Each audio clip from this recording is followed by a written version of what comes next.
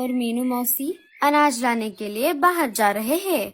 एक तो पहले से ही हमारे जंगल में अनाज की कमी है और ऊपर से अभी बारिश का मौसम शुरू हो गया है। इस वजह से पूरे जंगल में सब तरफ पानी ही पानी जमा हो गया है। सारे अनाज के खेत पानी के नीचे चले गए हैं। इसीलिए मैं और मीनू मौसी अनाज लाने के लिए दूसरे जंगल जाने वाले हैं। हमें आने में देर हो जाएगी। ठीक है बेटी, तुम्हारे साथ मीनू है, इसीलिए मुझे तुम्हारी कोई चिंता नहीं है। फिर भी तुम दोनों अपना ध्यान रखना और शाम होने से पहले घर वापस आ जाना।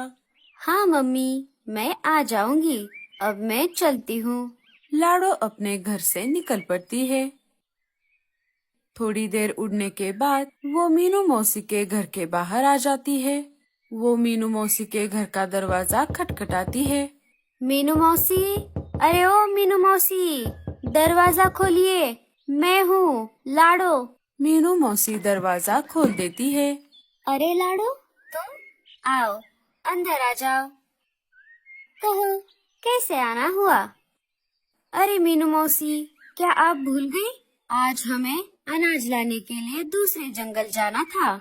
अरे हाँ, मैं तो भूल ही गई थी। जैसे जैसे मेरी उम्र बढ़ रही है, मेरी याददाश्त कम होती जा रही है। कोई बात नहीं मीनू मौसी, ऐसा किसी के भी साथ हो सकता है, चाहे वो जवान हो या बूढ़ा। चलो हम चलते हैं। हाँ हाँ, चलो चलो। दोनों मीनू मौसी के घर से निकल पड़ती है।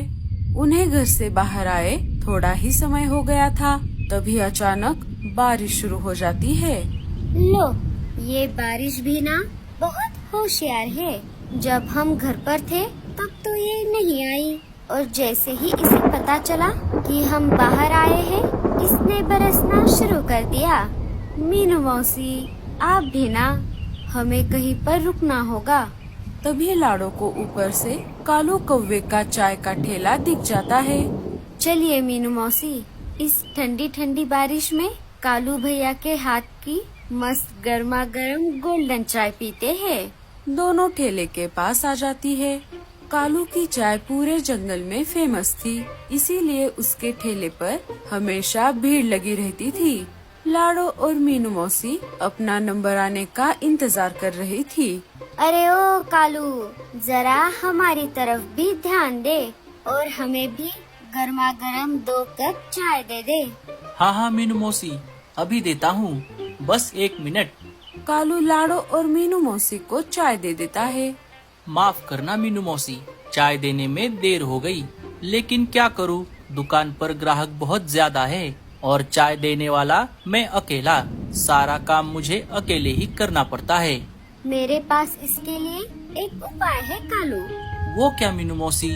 अब तुझे तेरे काम में हाथ बटाने के लिए एक साथी की जरूरत है। तू अब शादी कर ले। मीनू मौसी, आप भी ना? कालू शर्मा जाता है। अरे कालू भैया, आप तो शर्मा गए, लेकिन मीनू मौसी सही बोल रही है। अब आपको शादी कर लेनी चाहिए। चल, अब बता, कब करेगा तू शादी? अरे मीनू मौसी, जब तक मेरी बहना लाडो की शादी नहीं हो जाती, तब तक मैं कैसे शादी कर सकता हूँ? जब लाडो की शादी हो जाएगी, उसके बाद मैं भी शादी कर लूँगा। कालू, तूने बिल्कुल सही कहा। परिवार में बहन चाहे भाई से उम्र में छोटी ही क्यों न हो, पहले शादी बहन की ही होती है। जब तक लाडो की शादी नहीं होगी, तब तक तू कैसे शादी कर सकता है? बारिश थोड़ी कम हो जाती है। अरे मीनू मौसी, हमारे बातों के चक्कर में हम किस काम से बाहर आए थे, ये तो हम भूल ही गए। अरे हाँ, अब बारिश भी थोड़ी कम हो गई है। चलो, अब हम चलते हैं। चाय के पैसे देकर दोनों वहाँ से अनाज की खोज में निकल पड़ती है। बहुत देर तक दोनों ने अपने जंगल के आसपास अनाज की खोज की, लेकिन उन्हें कहीं पर भी अनाज नहीं मिला। दोनों थकी हारी एक पेड़ पर आकर बैठ जाती है। अरे लाडो, लगता है अब हमें खाली हाथ ही घर वापस लौटना होगा। चलो, हम चलते हैं। मीनू मौसी, ऐसे हिम्मत मत हारो, बारिश का मौसम शुरू हो गया है। हमें हमारे घर में ढेर सारा अनाज जमा करके रखना होगा। हम ऐसे खाली हाथ वापस अपने घर नहीं जा सकते। चलिए हम थोड़े दूर जाकर अनाज की खोज करते हैं। दूसरे जंगल में हमें जरूर अनाज मिलेगा।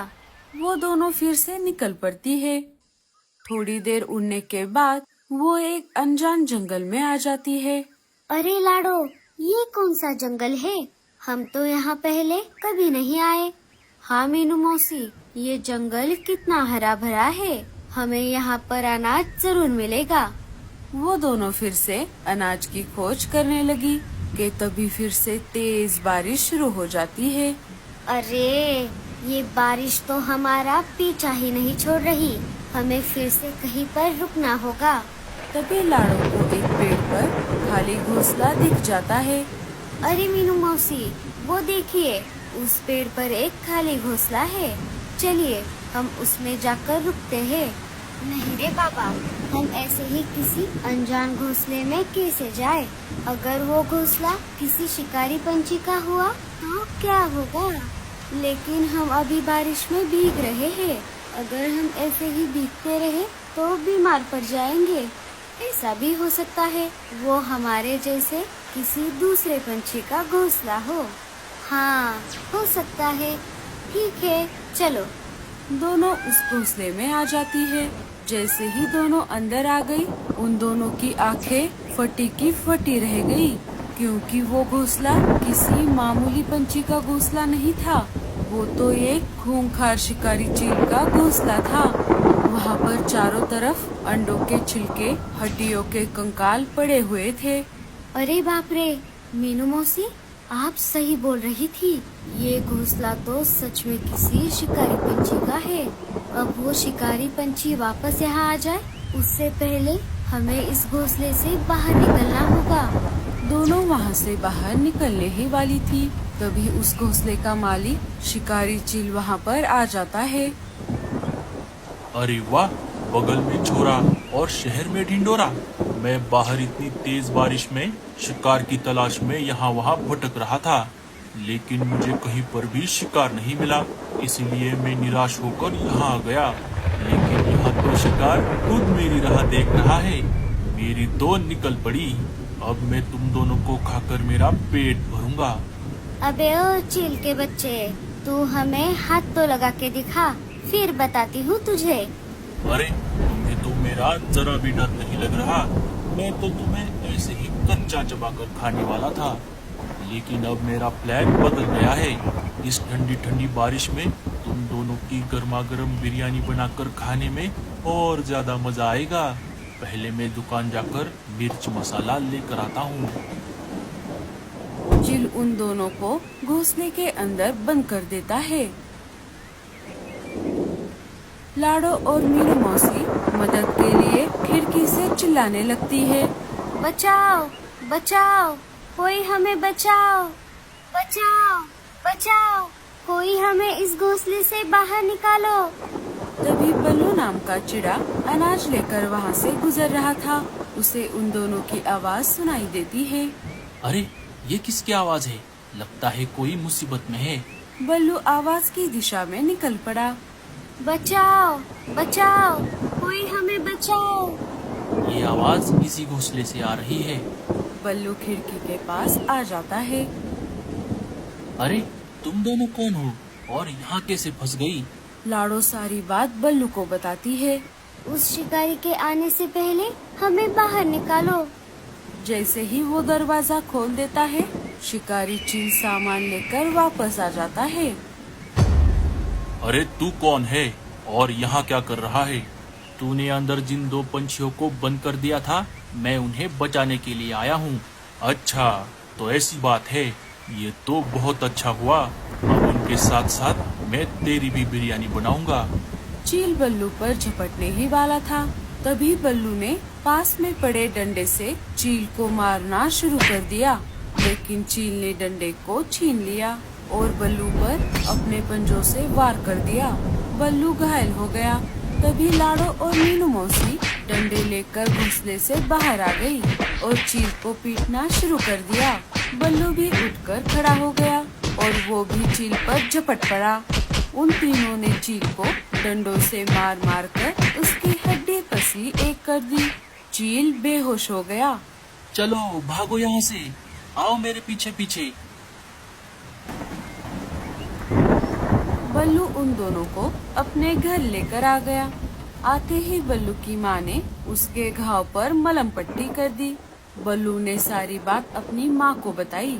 मीनू मौसी ने भी अपने और लाडो के बारे में उन दोनों को बताया। माँ जी, आपका बेटा बहुत निडर है। उसने अपनी जान की परवाह किए बिना हमारी जान बचाई। हाँ, सच में आप बहुत निडर हो। अगर आज आप सही समय पर नहीं आते तो हम अभी जीवित नहीं रहते। बेटा, मुझे तुम पर गर्व है। माँ जी, अब हमें निकलना होगा। हमें बहुत दूर जाना है।